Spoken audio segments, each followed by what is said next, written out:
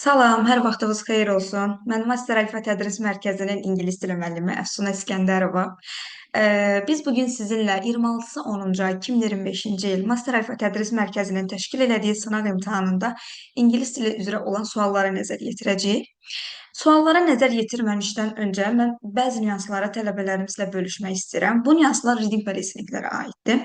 Listeninglərdə ümumiyyətlə qayıs etməli olduğumuz ən vacib məqamlardan biri sualı dinləməni etməmişdən öncə suallarla tanış olmaqdır. Suallarla tanış olduğumuzda biz dinləmə edərkən artıq söhbətin nədən getdiyini müəyyən qədər artıq bilmiş oluruq. Ona görə də sualları ilk növbədə oxumağımız çox vacibdir. Və sualları oxuyarkən tələbələrin ən çox səhv elədiyi nüanslardan biri saatlar, kəmiyyət bildirən sözlər, vaxtlar, insan adları. Bu kimi nüanslara çox diqqət etməyinizi xahiş edirəm. Çünki tələbələrin ən çox çaşdığı məqamlar silsiləsindəndir. Dinləmə eləyərkən digər ikinci əsas belə deyim də vacib bir faktor ondan ibarətdir ki, dinləmə eləyərkən mütləq bir sözdə ilişib qalmaq lazım deyil. Yəni siz dinləmə eləyirsiniz, cəhd eləməyin ki, orada dinləmədə bütün sözlərin mənasını bilməlisiniz. Dinləmədə danışan şəxsin bütün dialoqunun hər birini anlamalısınız. Çünki siz bir sözü bilmədiyinizdə və bir sözdə ilişib qaldığınızda, bir sualda ilişib qaldığınızda siz növbəti sualların cavablarını itirmiş olacaqsınız. Ona görə də dinləmə edərkən məhz bu faktorlara diqqət etməyiniz lazımdır. İkinci əsas amil mətnlə bağlıdır. Mətnlərdə guys, biz mətn işləyərkən tələbələr gözucu baxır məsələn. Əslində mətn işləyərkən orada açar sözlər qeyd olunur və siz o açar sözlərə mütləq ciddi diqqət yetirməlisiniz. Altından xətt çəkə bilərsiniz. Mən həmişə bütün tələbələrimə deyirəm bunu ki, o kitabça sizindir. Təbii ki, onun üzərində sizə vacib olan sözlərin altından da xətt çəkə bilərsiniz. Sözlərin üzərində onun mənasını da yaza bilərsiniz. Və eyni zamanda sualları oxuyarkən, məsələn, əksər tələbələr background information-dan istifadə edirlər. Bu nə deməkdir? Məsələn, sualı oxuyur, sualın cavabı tutaq ki, tekstdə yoxdur və yaxud tutaq ki, sual məsələn balıqlar haqqındadır. Balıqların 2 saniyəlik yaddaşı var. Bu tekstdə əgər qeyd olunmayıbsa, bunu hər hansısa bir tələbəyə, dostu və yaxud da tanışı söyləyib və onu cavab olaraq götürürsə ki, məsələn də mətndə bundan da bəhs olunur, o artıq baxmayaraq ki, düzgün bir informasiyadır, o sizdə artıq cavablarınızın səhv olması ilə qiymətləndirilir. Yəni səhv cavab kimi götürüləcək. Niyə? Bütün sualların cavabı məhz mətnin içərisində olur. Yəni siz sualların cavabını məhz mətnin içərisindən tapmalısınız. Və əsas məsələn abzasları oxuyaraq əlaqələndirmək məsələsi tələbələrə deyirəm ki, həmişə bir cümləni oxudunuz, ondan əvvəlkini də oxuyun, ondan sonraki cümləni də oxuyun, bir-biri ilə əlaqələndirməyə çalışın. Bunları etdiyiniz təqdirdə təbii ki, sizin cavablarınız da doğru olacaq. Məsələn, açıq suallarda daha çox diqqət etməyiniz lazımdır. Tələbələrin 70%, hətta daha çoxu açıq sualda səhv eləyir. Bir sualın bir variantını səhv yazmağınız, söhbət mətnlərdə sonuncusu açıq suallardan söhbət gedir. Səhv yazdığınızda avtomatik o cavab sıfıra sayılır. Yəni müəllim 2 cavab idi, mən birini tapmışam, birini tapmamışam. 3 cavab idi, ikisini qeyd eləmişəm, birini qeyd eləməmişəm. Bəs o olsa belə yenə də sualınız səhv hesablanır, yəni sıfıra hesablanır. Ona görə də məhz bu kimi nüanslarda diqqət etməlisiniz. Okay. Və elə isə keçid alaq əsas suallarımıza. Deməli, guys, biz bugün birinci listeningdən başlayacağıq. Listeningdə transkriptlərlə əlaqələndirib işləmək çox vacibdir. Yəni işləyib bitirdikdən sonra transkriptlərə baxmaq vacibdir. Niyə? Çünki bəzi tələbə var ki, deyir, mən transkript o qədər də vacib deyil.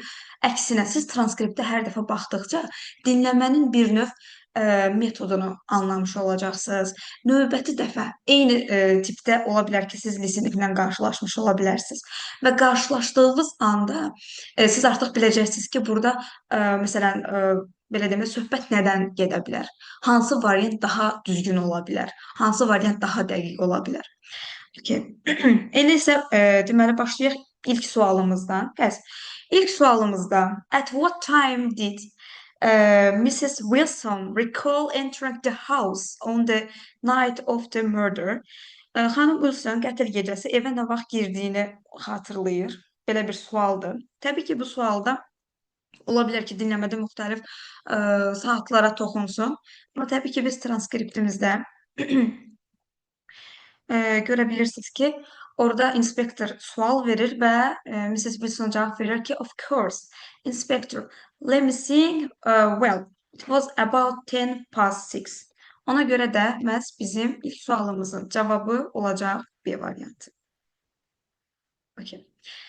Sonra ikinci suala nəzər yetirərək, why did Mrs. Wilson find it strange that her husband wasn't in the library?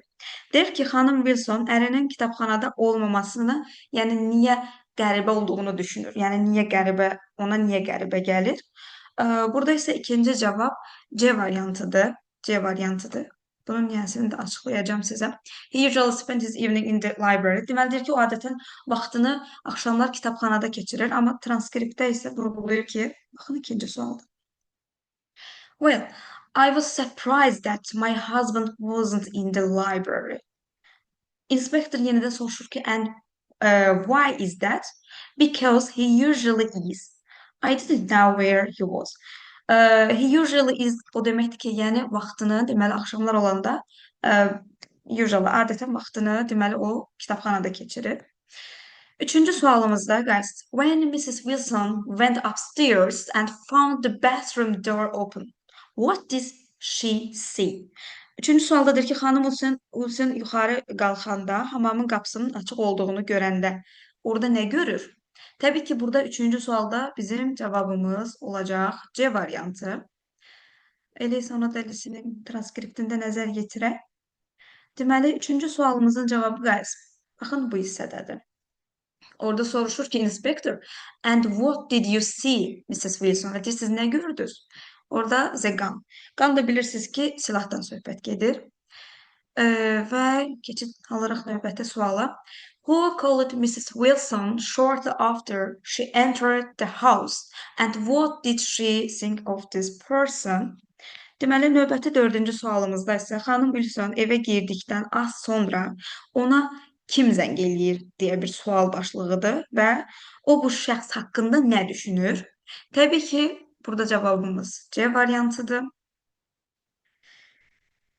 Deməli, transkriptdə orada yenə də inspektor soruşur. Soruşanda deyir ki, who was it? O da deyir ki, my husband's sister Margaret. Horrible woman. Yəni deyir ki, mənim həyat yoldaşımın bacısı Margaret. Horrible woman, yəni dəhşətli qadın. Və ona görə də bizim eləməz buradakı cavabımız da whom she despised. Despised də bilirsiniz, nifrət eləmək deməkdir. Yəni hansı ki, ona nifrət eləyir. Beşinci sualda what did Mrs. Wilson do immediately after finding her husband's body? Beşinci sualda isə xanım Wilson ərinin cəsədini tapdıqdan dərhal sonra nə edir kimi bir sualdır. Və beşinci sualda isə bizim sualımızın cavabı B variantıdır. Və mən onu da transkriptdə göstərim sizə. I screamed, of course, then I ran downstairs and called the police and an ambulance. Deməli, çox qorxur təbii ki və aşağı mərtəbəyə düşür və ambulansa və polisə zəng eləyir.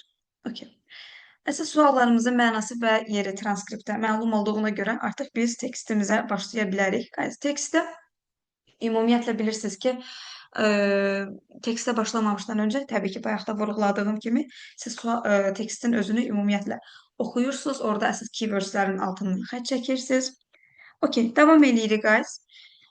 Deməli, tekstdə ilk sualda decide whether the statement are true or false. Təbii ki, səhv və doğru olduğunu deməli, nəzər yetirəcək suallarda.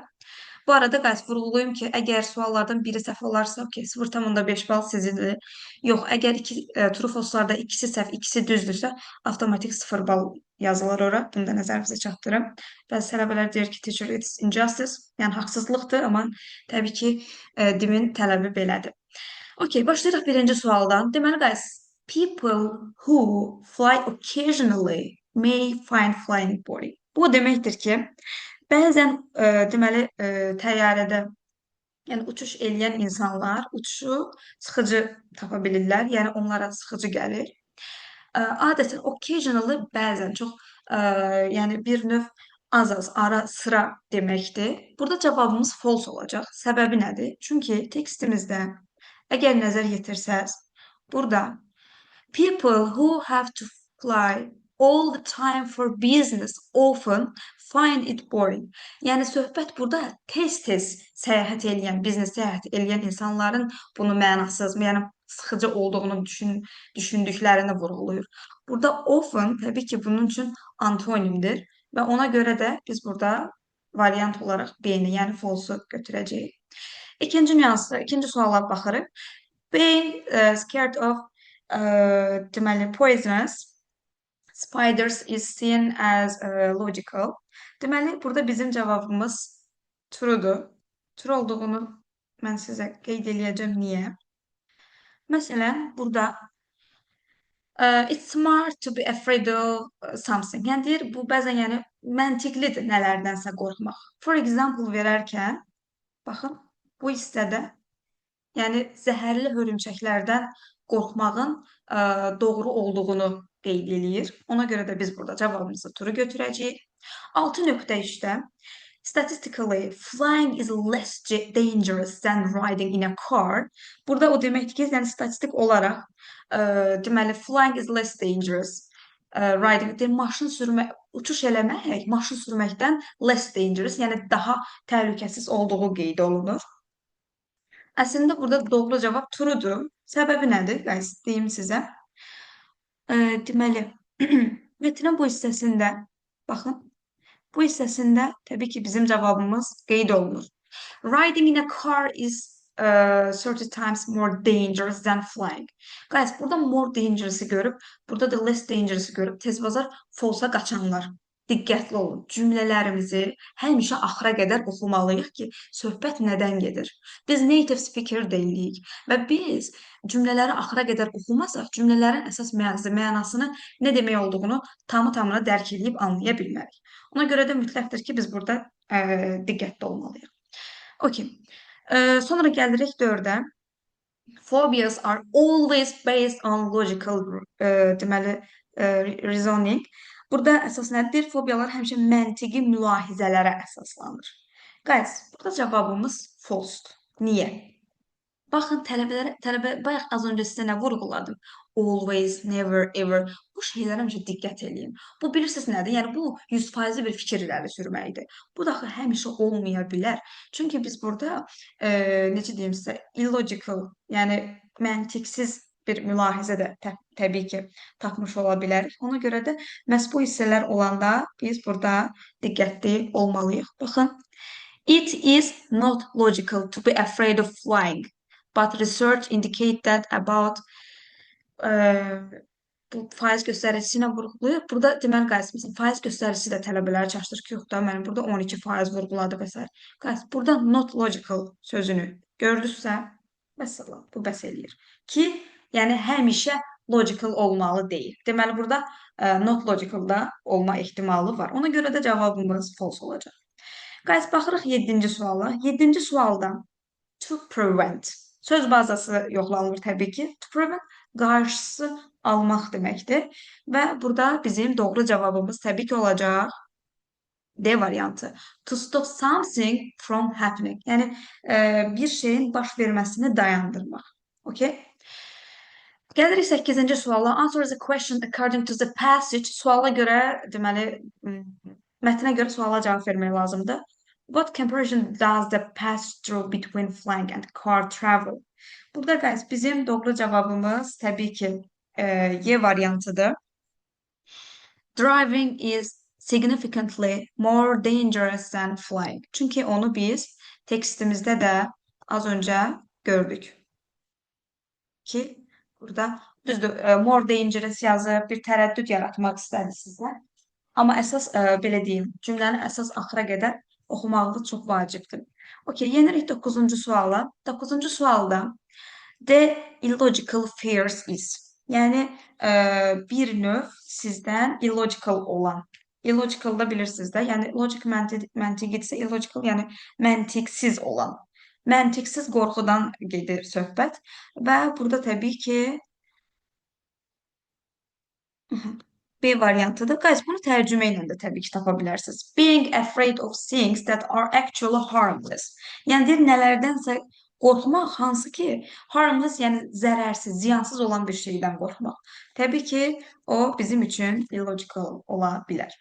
Keçid alırıq 10-cu suala. Which of the following question does a passage answer? Təbii ki, hansı suala cavab var? Bax, az öncə vurğuladım. 5 sualda müəllim 2-3 yazdım, 1-3-5 çıxdı. 2-4 yazdım, nə bilim 3-5 çıxdı. Birini səhv elədsiniz, avtomatik cavabınız sıfıra sayılacaq. Ona görə də bu hissələrə diqqət yetirmək lazımdır. Burada deməli, guys, bizim sualımızın cavabı birinci sualdır. Bir də dördüncü sualdır. Niyə? Gəlin bir niyəsini də açıqlasın teacherimiz sizə. How do people feel while flying? Guys, elə burada vurğulayır. Sualı verir və burada da bəzən deyir onlar sıxıcı tapa bilər, bəziləri qorxa bilər. Ona görə də sualımızın biri buradadır. Və ikincisində isə how many common phobias are there? Yəni ümumi neçə fobiyadan danışdığını vurğuladı. Yəni ki, tələbələr bir-bir başlayır buradan saymağa. Birinci flying idi, nə bilim nə. Bəs baxın, indi bu cümlə bizim cavabımızdır. Okay. And davam edirik. Aha, keçid alırıq artıq ikinci sualımıza. İkinci sualımız, ikinci mətnimizə daha doğrusu keçid alırıq. İkinci mətnimiz də təbii ki, çox maraqlıdır bu arada. Və dediyim kimi, həmişə vurğuladığım kimi mətnləri mütləqdir ki, yaxşı göz gəzdirəsiniz. Deməli, castles were built mainly for comfort and not for protection. Deyir ki, qalalar qorunmaq üçün deyil, əsasən rahatlıq üçün tikilmişdir. Guys, heç bunu düzdür. Məntiqlə də yazmaq olar, amma bayaqları dedis məlumat, dedis məntiqə falan əsaslanmayın. Mətnin içərisindən tapmaq lazımdır. Əlbəttə ki, bunu mətnin içərisindən tapmaq lazımdır.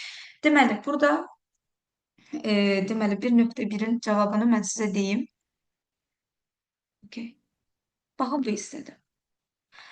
These huge stone buildings were designed to be strong forts to protect everyone inside from enemy attacks. Yəni düşmən hücumlarından qorunması üçün tikilmişdir. İndi bax bu cümlə bizim sualımızın cavabıdır.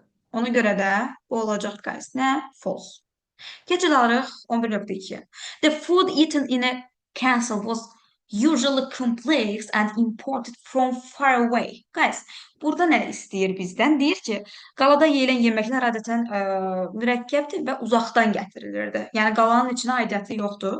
Təbii ki, bizim buradakı sualımız da belə deyim də false olacaq. Niyə false olacaq? Deyim sizə.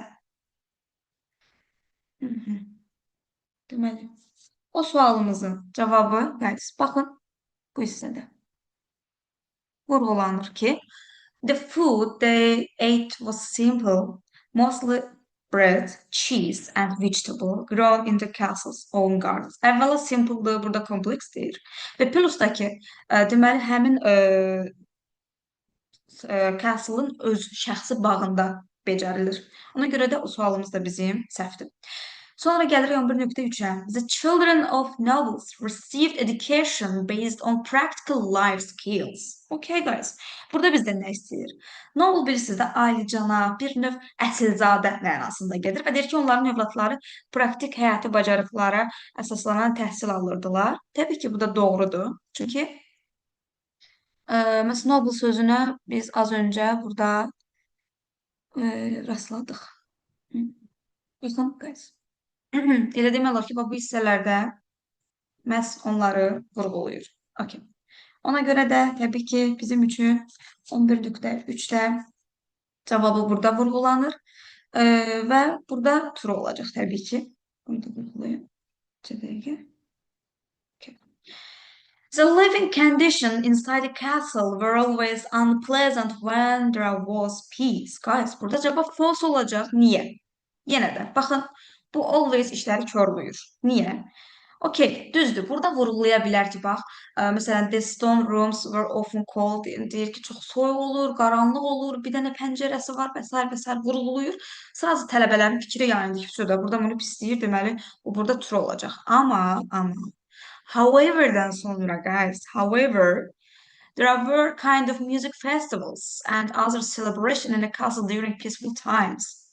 Yəni sülh vaxtı orada bir çox ə, celebrationlar olur. Yəni bayramlar keçirə bilirlər, musiqi festivalları olur.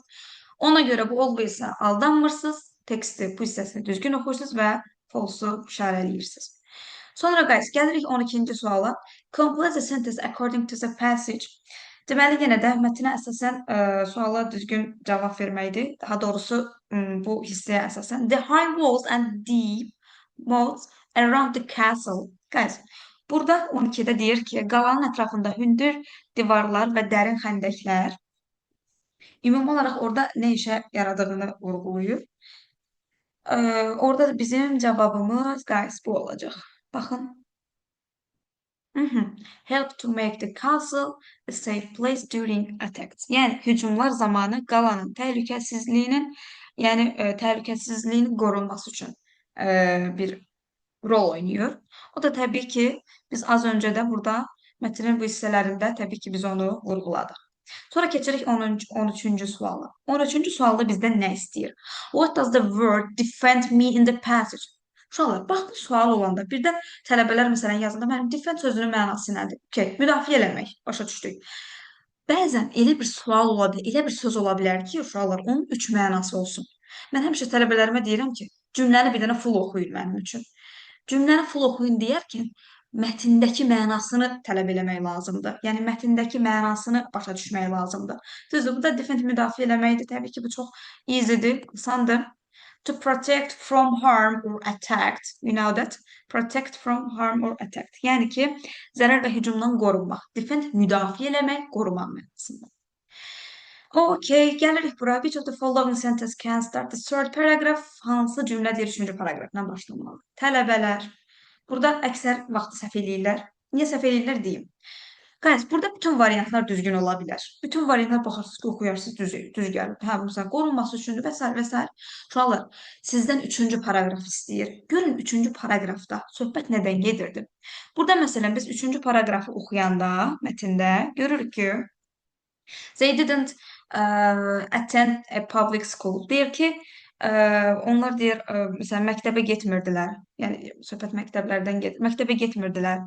Instead, the boys from noble families learned how to fight and ride horses, preparing to become knights. The girls were taught. Bu hissələri artıq vurğulayır ki, görürsünüz, yəni, məsələn, tutaq ki, oğlanlar döyüşməyi, at sürməyi öyrənirdilər, cəngavər olmağa hazırlaşırdılar. Sonra qızlara böyük bir, belə deyim də, ev təsərrüfatını necə idarə eləmək olar, o öyrədilirdi. Tutaq ki, qalan, məsələn, o cümlədən də işçilərə nəyisə tikməyi və s. bu kimi şeylərdən söhbət gedir. Düzdür, guys? Gördünüz ki, burada əsas məsələ nədir? Ona görə də bizdə 14-cü sualda təbii ki, cavab olacaq C variantı. Bunu bir dənə daha eləyək. 14-cü sualda olacaq cavab C variantı. Qalada yaşayan uşaqlar üçün həyat indikindən çox fərqli idi. Çünki o hissədə məhz onun niyə fərqli olduğunu vurğulayır. Çünki hərəsi bir nələrlənsə, yəni hər hansı bir ability ilə məşğul idi. Sonra gəlirik 15-ə. Which of the following question does the passage answer? 15-də deyir ki, hansı, yəni parçadakı, məsələn, buradakılardan hansında mətndə yəni cavab tapmaq mümkündür? Guys, 15-də 2 ilə 5-dir cavab. 2 ilə 5. 2 və 5. Okay. 2 və 5 niyə? Deyim sizə 2 və 5 niyə olduğunu. What kinds of jobs did people do inside castle? Deyir ki, yəni burada əsas məsələ nədir? Qalalarda, belə deyim də, daha doğrusu ikinci sualda, insanlar qalada hansı işlərlə məşğul olurdu? Yəni insanların ümumiyyətlə orada hansı işlərlə məşğul olduğunu vurğulayır. Deyim sizə mətnin hansı hissəsində? Bu hissəsində, guys. Görə bilirsiniz, hərənin bir işi var idi burada. Əskərlər qalanı qoruyur. Biri, nə bilim, tutaq ki, life inside the castle was organized and everyone had a job. Yəni deyir, orada hər kəsin işi var idi. Soldiers practice every day to defend the castle. Məsələn, əskərlər hər gün praktis eləyir qalanı qorumağı. While blacksmiths made weapon and repaired earlier in the kitchen cooks. Yəni hər kəsin burada özünün bir məşğuliyyəti var idi. Ona görə də təbii ki, tekstin bu hissəsi də sizə aydındır. Vaxt itirmədən keçid alıram. 5-ci sual. What kind of entertainment was there in the castle during the peaceful time? Guys, bayaq az öncə vurğuladığımız kimi, baxın. Yəni musiqilərdən danışır ki, bəzi deyir festivallar keçirilir. Bunlar da elə entertainment sayılır. Okay, sonra baxırıq nəyə? Keçid alırıq artıq 16-cı sual. 16-cı sualda choose the logically correct variant. Guys, 16-cı sualımızda bizim məntiqə əsaslanır. Məntiqə əsaslanır. Görə bilərsiniz ki, müəllimə, burada she's very pretty, she has got long black hair and dark mysterious eyes. Deyir ki, çox yəni gözəldir. Pretty bu arada xanımlar üçün istifadə olunur. Handsome olanda bəylər üçün istifadə olunur. Uzun qara saçları var və sirli gözləri var. Bu deməkdir ki, artıq söhbət look like-dan gedir. Yəni look like bir növ necə birisi, nə cür birisidir xarici baxımından. Ona görə də bizim burada qayıt cavabımız C variantı olacaq. Okay. Yəni what she like desəydi, what is she like? Bu xarakteri baxımındandır. Look like deyəndə appearance, xarici görünüşdən söhbət gedir. Baxırıq 17-ci suala. 17-ci sualda choose logically correct variant. You can become a fluent speaker of the foreign language if you.